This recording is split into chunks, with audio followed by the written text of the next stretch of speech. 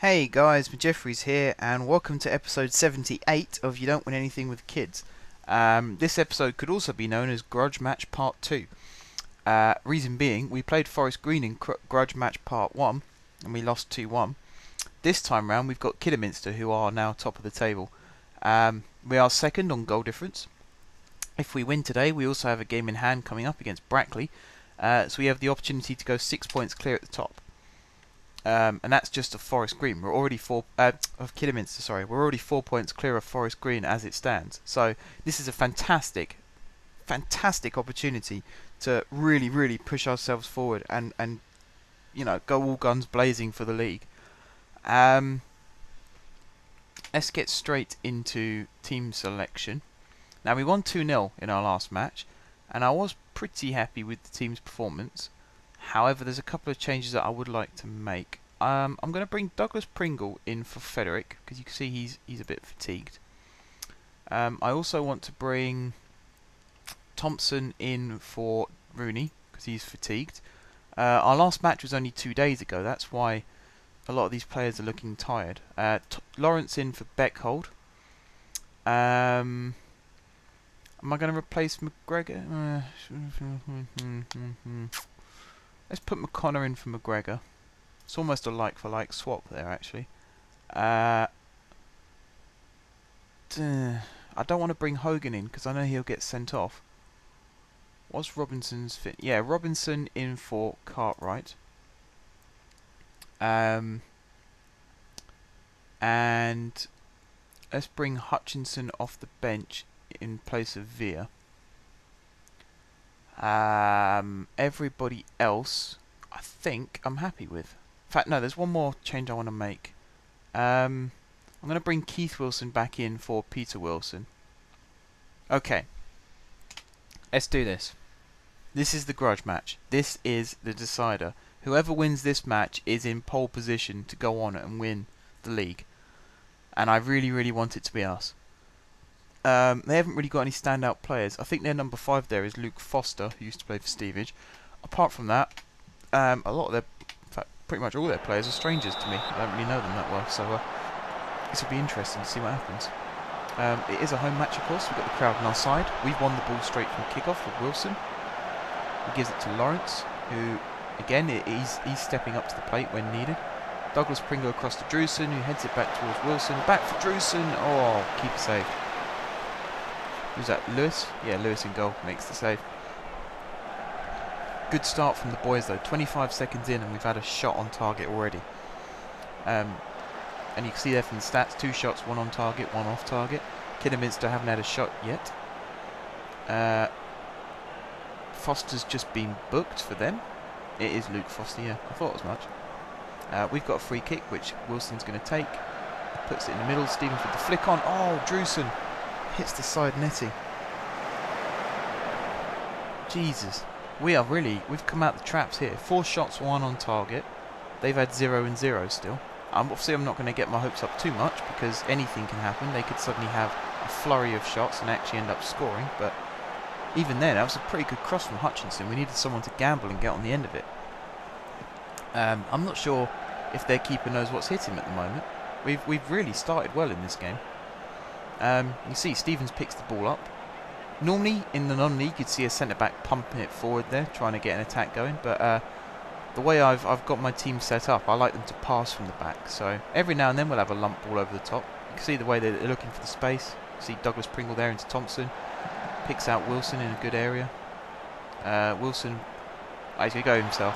I was going to say that Lawrence was making a run down the outside there, he could have knocked it into the channel for him.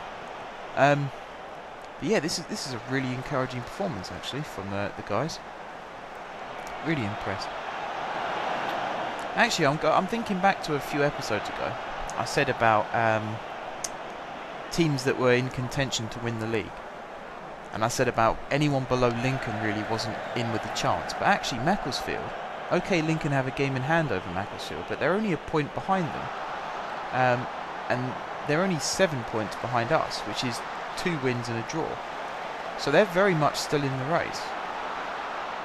And even Forest Green, they're 4 points behind us, but all it takes is a couple of matches to go against us. There's only 3 matches left for them in the season, but if we lose both of ours and they win both of theirs, they go 2 points clear of us. So there's still a lot to play for. And you can see here, Kidderminster are actually starting to get back into this game. Maybe we could regret not scoring a bit earlier. It depends whether they can take corners. No, they can't take corners either. That's one bit of relief I take from this is it's not just my players who can't take corners, it's the opposition players as well. So I'm thinking maybe it's just a league thing, like lack of experience kind of thing, and then over time your players learn to not do that anymore. That's what I'm hoping for. Either that or there's a problem in the game's programming. But I'm not going to blame the game developers, because every year they produce a fantastic game and it gets better and better and better with each version. So even if it is something as trivial as corner takers aren't that brilliant, it's such a small problem compared to all the other things that could go wrong in the game that are spot on. Even little things this year, like the kits get muddy when your players slide around, and every match they could wear different coloured boots. All little things like that. It's just such detail. It's fantastic. Now, bugger. Anthony Melbourne has just put Kidderminster 1-0 up. I think it was him who scored against us last time we played Kidderminster. I did say I'm not going to get my hopes up too much, because they've only had 3 shots. They've only had 2 on target, and they've scored. And that was partly Stevens' fault, partly the rest of the defence for not tracking Melbourne's run. But Stevens was the guy who played him in, really. Went a bit too aggressive in the challenge and just kicked the ball through. We need to get back into this game. Even a draw will do, level on points, and then if we win our game in hand, we go 3 points clear. But we need to score a goal in this game for that to happen. Nearly had a chance there. That was dangerous from Wilson, but luckily he didn't connect. Jones needs to make a challenge here. Yeah, great block from Jones. Again, in the last episode I was saying about Jones, how impressed I've been with him, and he sort of proves it again there. Every now and then he makes a little mistake, fails to pick up a player's run or something like that, but I mean, who doesn't do that? Everybody does that from time to time. Even the best players in the world sometimes lose their man. So, that's a regular occurrence, but the fact that he gets back and he makes little blocks like that, and he doesn't really get booked that often, he very rarely gets suspended. I can't even remember how many red cards he's got. I'm sure it's only 1 or 2. He's a real asset to the team. You see he's coming in here for the challenge, and if the guy hadn't a shot that early, I think Jones would have caught him in the next stride or 2. So definitely he's one of our best defenders. The other one, sadly, is Villa, who isn't in the team today because of the whole fatigue thing. He is on the bench, so you never know. He might come on in the second half. Yet to be seen. Another encouraging thing, actually, is we haven't had any players booked yet, whereas they've had 2 now. Both ex-Stevenage players, funny enough. Luke Foster and Simon Heslop. Make of that what you will. Oh, and Hutchinson might be getting booked here. Nope, still no booking. So I suppose that's encouraging. It means we can go a bit more aggressive into some challenges. This could be another yellow card for Doninger. Just wait. No, just talking to. There must be something coming out of this though, otherwise they wouldn't show it. Right, Thompson on the ball. Through for Drewson. Not really sure what Drewson was doing there. That was an easy interception. It's a throw-in. So maybe nothing is going to come out of it. Jones with the throw down the line to Thompson, who actually ends up playing more wide than Lawrence a lot of the time. Again, I don't know whether that's a good thing or not. Connor's just given the ball away. Robinson, yeah, he wins it back. Gives it to McConnor, who's giving it away again. I can't see McConnor last in the match if he's going to keep making mistakes like that. Who's that? Number 26. That's Douglas Pringle, isn't it? I think so. Gave it away. Lawrence wins it back, finds Wilson. Good touch from Wilson for Thompson. Is he going to find Drewson? He's going to look for him, and he finds him. And this is Drewson, and he's put it wide. Oh, man. It's 8 shots, only 2 on target. And we're approaching half-time and we're still a goal down. That's not good. And that is half-time. And again, Melbourne's 23rd goal of the season, and our top scorer, I think, is still Beckhold. He's only got like 12 or 13.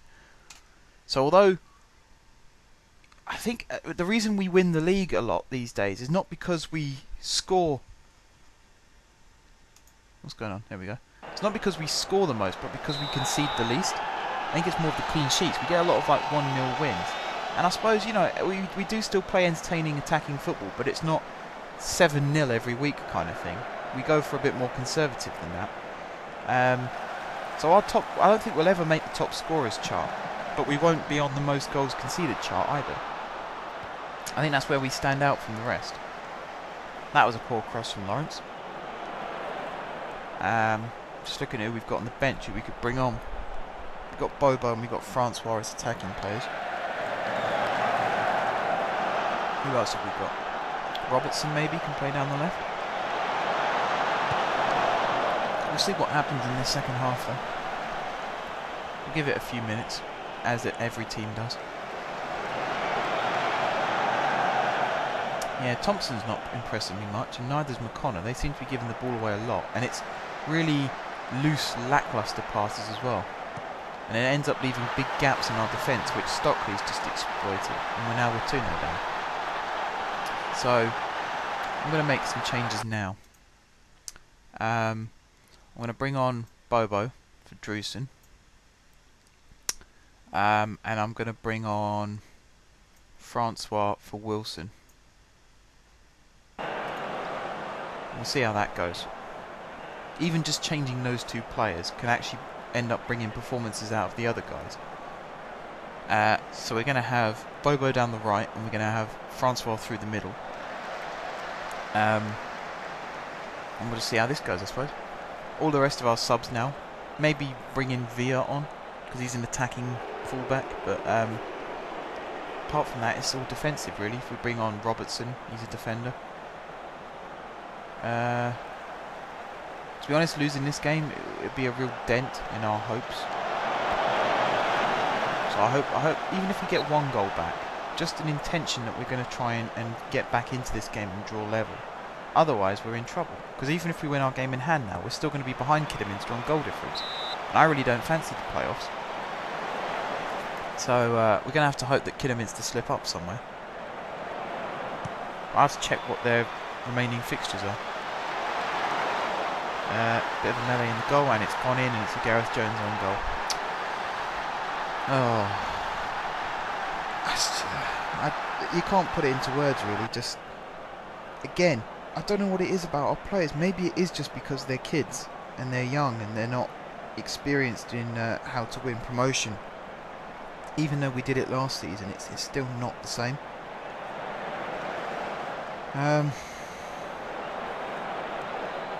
I think, yeah, we come up to the big games, and it's the games that can really change our season and win us promotion, and we just seem to stutter and choke a little bit and falter, and the performance just isn't there.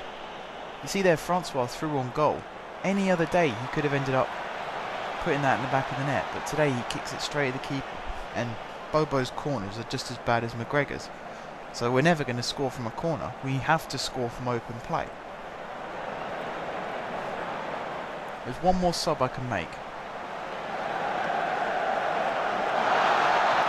And unless this goal's ruled out for offside, well, it is ruled out for offside. We got lucky there, because that was poor from Quintaka.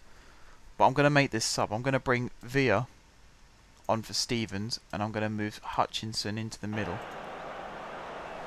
So now, I mean, Villa coming on, it might look like a defensive change, but in some ways it's an attacking change, because Villa does like to get down the line almost as much as Jones does. And with Bobo down that line as well, our right side is completely different to the side that started. And hopefully that makes a difference. See Francois on the ball now into Thompson. Knocks it back through for Francois. Good shot here. Nope. Awful shot. Woeful shot. And that is why next season, if we make promotion and we're in the Football League, I'm going to be putting a few players on the loan list, and Francois is going to be top of that list, because I know he hasn't played many games this season, but his goals to games ratio is just poor. Even for a sub, it's just poor. So I'd rather send him out somewhere. It will give him some valuable first team experience. He can pick up a few tips and tricks and come back a better player. In the meantime, I mean, we're stuck with him in this game. Can't bring him off now. We've just got to hope that Bobo and Thompson and Lawrence can do the job. And yet we're still defending. And, you know, okay, the offside flag's gone up again, but Quintana having to make the save, it could have been 4-0. And it's just getting embarrassing. The fact that we can't beat the teams around us is worrying. We lost to Forest Green. We're now losing to Kidderminster. We lost to Lincoln, I think. I'm trying to remember. We might have drawn with Lincoln, actually. I think Macclesfield are the only team around us that we've actually beaten. And again, Francois, he's just kicked it straight at the keeper. I'm going to do a quick reshuffle for the last few minutes of this game. Just to see if we can salvage something. Move Francois into attacking midfield, put Bobo up front, put Thompson down the right. And just hope and pray that that makes a difference. Obviously, I mean, the game's pretty much a write-off now. We're not going to win this match. But even if we get 2 goals back, it will change the goal difference. Oh, we really need a goal now. Why can't... I mean, our players are supposed to be as good as these players, if not better. And yet, you see Kirby lofted it over the keeper's head into the back of the net there. And yet, Francois had the chance to do something similar, and he puts it not just miles over the bar, but also wide of the goal. So even if he had got it on target, it wasn't going in, because it was too far over. It's just... I despair. It's absolute diabolically crap. Now we've got our first yellow of the game, which is McConnell. I wouldn't be surprised if he got a second yellow before the end of the match. That's it. I mean, someone's injured as well. Hutchinson's injured, so we've lost a centre-back now. It's just going from bad to worse. I can't even be bothered to change the team system now. We got like 20 seconds to hold out for. I just don't think it's good enough. I really don't think it's good enough.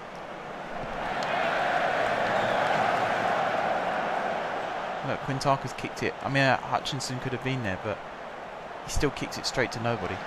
And it's not like he's kicked it there and then gone, oh, where's Sam Hutchinson gone? Because I think he would have noticed that Hutchinson's gone off injured. So there shouldn't be a big surprise there at all. It's just poor play. He's probably going to do the same thing now. Yeah, Villas had to come over and win that header, and he didn't. He lost it. It's just a good thing that the striker didn't get enough contact on it, and Robinson was covering behind. But it's got to be full time now, surely. We've played the 2 minutes added on, plus a little bit extra for the injury. There it is, full time. Abject second half. You're damn right it was. I thought, really, I mean, I know he made a few changes as well, but I really thought that we could actually do well in this game. And we haven't. We've thrown it away. And that's probably going to end up affecting our promotion chances, because we've given Kidderminster another 4-goal head start. So yeah, guys, this episode ends on rather a somber moment. So hopefully in the next episode we can come back fighting and try and make up for it. But until then, guys, thank you very much for watching. If you haven't subscribed to my channel, be sure to click the subscribe button. If you have subscribed to my channel, thank you guys for your continued support. And until next time, I will see you soon.